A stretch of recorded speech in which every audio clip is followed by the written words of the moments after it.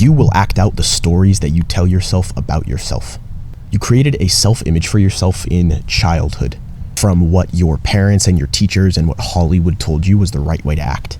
Then you started identifying with these things and you created a self-image for yourself. Now, if you ever wondered why you even have like social anxiety or personality problems in the first place, it's actually a trauma response.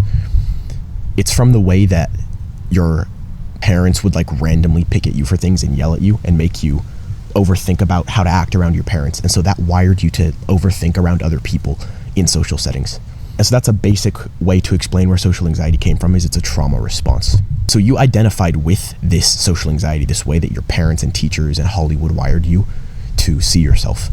And then your mind and body are going to do whatever they possibly can to defend this self-image, because it's a safety mechanism. Because your mind and your body will always do what they can to protect what you already know, to stay safe. Because we humans have a instinctual, natural fear of the unknown. If you think about it from like a caveman perspective, right? If you have like a caveman ancestor who's got to go explore new lands, he's going to be afraid of that because he doesn't understand what predators are out there, if there's going to be enough water or resources, what other enemy tribes are going to be out there to try to kill them, if maybe there's good things like friends and enough resources out there, right? It's all this unknown stuff. You have a natural fear of the unknown. And so anything that's different from what you already believe about yourself and the world and other people, your body and mind will reject that and try to defend your current self-image, even if that's good or bad. Because your subconscious and your instincts, they're neutral. They're not out to get you. They're just out to reinforce what you already believe and what you already know. And so if you think that you're a socially anxious person and that you have a hard time talking to girls and that you are awkward around other people and that you run out of things to say to other people, your mind and your body will reinforce that self-image to you. So if you ever like are just like in the grocery store and like randomly think like the most socially anxious thoughts about like the old person, that's because your mind and body are going to take every opportunity that they can to reinforce that self-image about yourself. And so if you find yourself wanting to act a specific way, wanting to be more socially confident, be better at speaking to women, speak more attractively to them, go and be the really social guy who speaks to everyone around him and he has a really lively energy about him, right? If you want to be that, but you feel this weird fucking bug, if you feel this weird pull, this like, my camera just ran out of storage. This is the type of high quality shit you can expect from my channel, guys. Fuck. But if you want to act this more social way, but you kind of feel this weird resistance toward doing that, that's because your mind and your body are defending the current self-image that you have of somebody that is socially anxious. So kind of the weird thing is like the answer to overcoming social anxiety and social skills problems and things like that, it's not in like, I mean, part of it is in practicing social skills more, but the main thing that has to happen is you have to change your self-image. Because even if you go and do speaking to more women, speaking to more people, socializing every day, even if you do that and try to level up your social skills, it's going to go against your self-image that you have. And so you'll find some kind of way to sabotage yourself and to return to this old self-image of this socially anxious and awkward person. Does that make sense? I don't know if I'm explaining this super well. There's a book called Psycho-Cybernetics all about this. It's like 290 pages long. You can go check that out. I'll actually leave a link in the description for that. But you will always return back to the baseline way that you see yourself. There's a great quote from Psycho-Cybernetics that Hamza says that's a fantastic quote, and it's that a man cannot rise above the level of success that his self-image allows himself to have. You can't have a good relationship with a good woman if your self-image is as a person that's unattractive to women. You can't be the social attractive alpha that you want to be if your self-image is as some socially anxious, awkward little nerd. It's just not going to happen. Because it's like stretching a rubber band. You have the rubber band, you're going to stretch it, right? You start it here and you stretch it this way. Okay, this is where your self-image is at. Now what you're trying to do by all of your efforts, this is the reason people will procrastinate on any sort of habit or work or whatever. Their self-image is here. They start doing all of these efforts to try to do a better habit or avoid a bad habit, but eventually, because their self-image is here, they always procrastinate and snap back to this self-image. So if you feel like you're failing socially, it's because your self-image is as a socially anxious person. You try to do all these social things, but eventually you're going to procrastinate and snap back to this old self-image. So what needs to happen is, instead of trying to stretch the rubber band like everyone else is doing and failing, instead of keep trying to stretch the rubber band, take the starting point, your self-image, and move it here, so that the actions that you do slingshot you forward to your self-image. Does that make sense? Maybe that's not a perfect analogy, but I know that that really works for my brain. I'm going to tell you a story. Back it was in November of 2022, I was introduced to the YouTuber Hamza. You've probably heard of him before. He's really huge on the self-improvement space. But I was introduced to his videos, and he was talking about bettering your mental health and doing meditation and seeing yourself with a better self-image. And so from November 17th, 2022 to today, I have meditated for 10 minutes a day every single day. That's not normal. People don't do that. But I'm not saying that because I'm some kind of freak in nature who's just like good at everything he tries. I'm saying that because when I started meditation, I saw myself as a man who meditates every single day, and I just visualized myself being this really calm and present and confident man who he does his meditation and he has really good mental health. And then the actions followed. My self-image was here, and all the actions slingshotted me into that self-image, to where now I get to reap the benefits of having meditated, to where I'm super, I don't mean to brag saying this, but I'm super good at controlling my thoughts, at being emotionally intelligent, at being able to stay in the present and not live in the past or live in the future. I'm able to enjoy the benefits of being able to do what we always wanted to do in social situations, which is to not use our brains, to have no thoughts in our brain, and to just be in the social situation itself and enjoy that as it is. But the reason I was able to meditate every day up to now, that's 2 years worth of meditation. That's nearly 2 years of meditation. It'll be this coming November that's 2 years. That's like 4,000 some minutes of meditation. The reason I was able to do that is because my self-image is here, and then all of the actions slingshotted me into that. It wasn't that I saw myself as a guy who's trying to meditate, to where when I meditate, I can meditate for a while, but I eventually have to snap back to that self-image of a guy who really just ends up failing to meditate at the end of the day. For a lot of dudes who are trying to get consistent on self-improvement, their problem is not the effort that they're putting forward, it's their self-image. If they're procrastinating in the gym or on meditation or on their diet or whatever, it's because they see themselves as a person who is failing to do those things. Does that make sense? There's a lot of talk about like how to not procrastinate on things and how to get consistent in the good habits and things. This is the way. Everybody online, everybody is trying to just stretch the rubber band. You need to move your self-image. So in the social situation, in a social context, what you need to do is not stretch the rubber band, not try to go approach women, not try to, or actually you need to still do the actions of like approaching women and socializing every day and practicing your social skills. You need to do that. But before you do any of that, you have to move your self-image to somebody who is a social butterfly, who's a socially confident person, who's really good in social situations.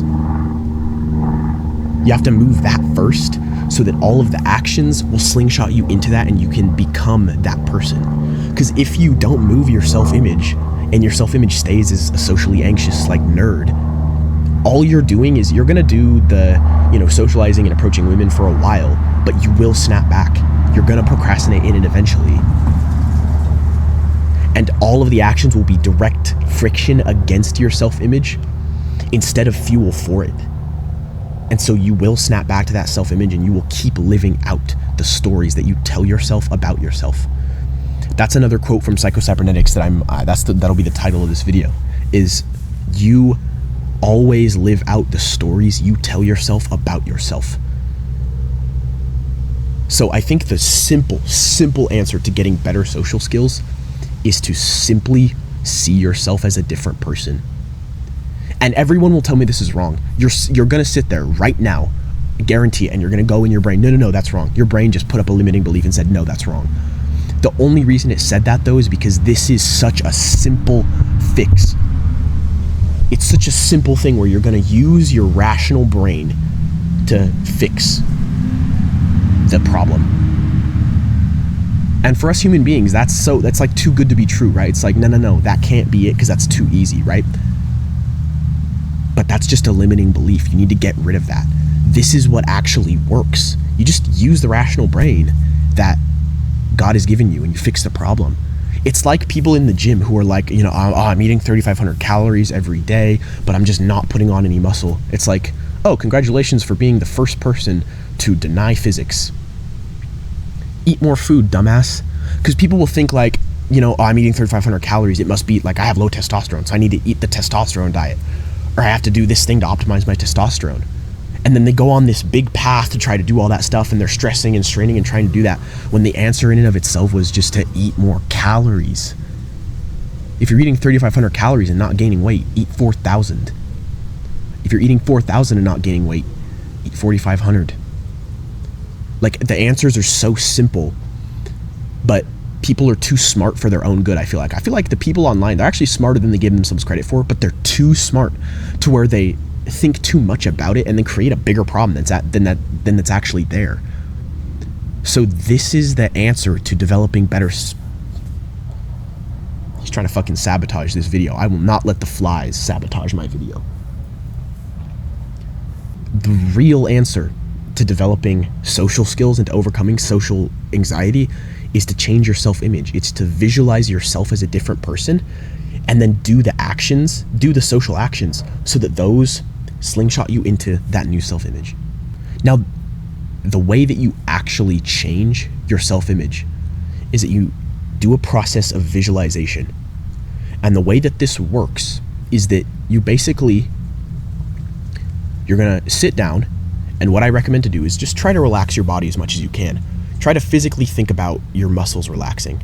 I personally can do this really well. You might try to research a way to help yourself relax more, or you might try to just figure something out that works for you, which is fine. But just try to relax your body. And then think in your mind the person that you want to be. The key with this is to don't think about a celebrity or an influencer that you like, because that's not who you really are. There might be some attributes from that person that you'd like to imitate, but when you do the same behaviors, it's going to turn out differently than theirs because you are a different person than them. Like, for me, I can like the way a guy smiles, but when I smile more, it's going to turn out differently. It's going to be in my own style. So for this visualization, what I find to be super helpful is when I'm visualizing, I think about my slightly older, more confident, charismatic, and attractive self. I try to see myself if I had, like, I guess I already have a pretty good face and like a really nice body. So, but like if I was in your situation, if I didn't have this, I would be sitting there trying to visualize just like a slightly better jawline, slightly better hair, just a slightly better body, just slightly better. It's got to be you, and it's got to be just a slightly better version of who you are right now. So right now, if you're skinny right now, what you imagine yourself is like maybe 5 or 10 pounds more muscle on you. And you try to visualize like, okay, my jawline looks just a little bit better. My eyebrows are just a little bit thicker. My hair is just a little bit more flowing, or just a little bit more attractive, right? You try to just imagine that. Because that gives you an image of the person that you want to be, right? So you get that person in your mind and you imagine how it is that you would like to act. Now, when you think about this, don't try to think about saying specific things, because if you do that, then what you're doing is visualizing yourself being a person who overthinks what to say, right? And we don't want to do that. That's like something that we big time want to avoid. So don't do that. Visualize how you act. Visualize what it looks like for you to move fluently through a social situation, to communicate attractively with the women around you. What does that look like? How are you standing? How are they standing? What expressions are on their faces? And most importantly of all, how are you feeling? This is the biggest point of visualization that I guess I don't really know how to explain visualization super well. I'm still learning how to explain it. You can read Psycho-Cybernetics if you want a really in-depth, really good way to understand this. But basically, the most important thing for visualization is the emotion that you feel in the visualization. Gotta make sure my computer stays on. There we go. It's the emotion that you feel. So you can sit and imagine yourself like talking to a girl, but unless you attach the success emotion to that and how good it would make you feel in the moment, you don't give your brain anything to strive for achieving, basically. Now, why that is, I can't really explain that really well, but I know from personal experience that if I visualize but I don't add the emotion to it, then nothing happens. I have to add emotion to it. Now, the emotions that you would add to this, if you were really socially skilled, you're going to add what's called the success emotion. Now, you felt the success emotion at some point in your life. Something you've done has gotten you the success feeling. Like maybe it was you tied your shoe for the first time, or wrote your name for the first time, or you were playing Little League football and you got a touchdown, or you got a sack on the quarterback, right? And you got the success feeling. Take that same feeling and put it over the social situation that you're visualizing. So let's say you want to visualize approaching a girl and speaking to her really well. Maybe you just try to relax your body as much as you can, and then you see your slightly older, more charismatic, more confident, more attractive self. Just take a second to think about who that is. Then what you imagine is like, okay, maybe you look in her direction and catch her eyes and she catches your eyes. And then you don't even wait a second and you walk up to her right away. And then you see yourself, you guys are talking. You're not thinking about what specifically to say, but you guys are talking. You see yourself talking with her, and you see her smiling and laughing at your jokes and being really attracted to you. And you feel the success emotion that would go with that. Does that make sense? So this process of visualization, I don't know if I've explained it well, and I apologize if I haven't, but it's the key to developing a new self-image. You have to be able to visualize that. You have to be able to visualize that because you have to be able to tell yourself different stories for yourself to live out. And the biggest thing too is these things don't even have to be true.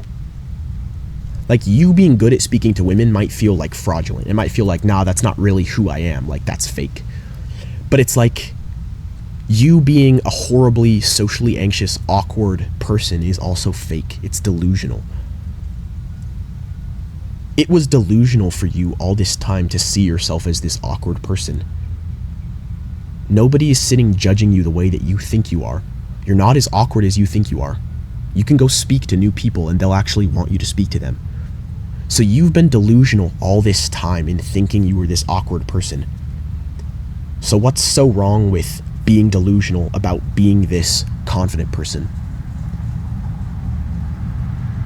Basically what you've done is you've deluded yourself. If your normal self-image is supposed to be here, you've deluded yourself so much to thinking that you're awkward. You're really extremely awkward. So in order to get yourself to your real self-image, not to where you're so egotistical and prideful, you do have to be delusional in the way that you see yourself so that you can bring yourself to that baseline. Does that make sense?